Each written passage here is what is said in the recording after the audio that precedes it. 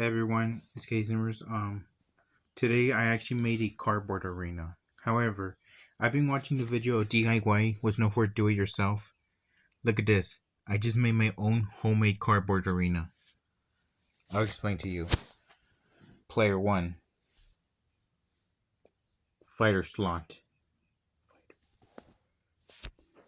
Control slot.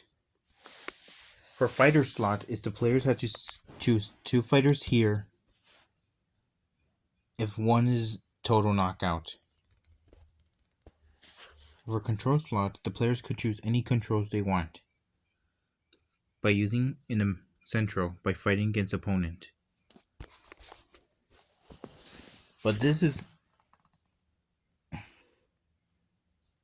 player 1 and player 2. This is time, but it's put infinite. So this is representing a health bar to know who takes out the opponent.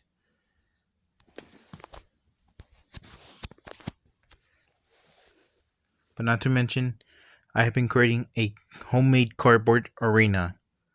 Isn't it cool? But remember, if you're done playing it, flip it upside down. Only if you're done. Or you could play it for another day. What do you think about it? Leave a comments below.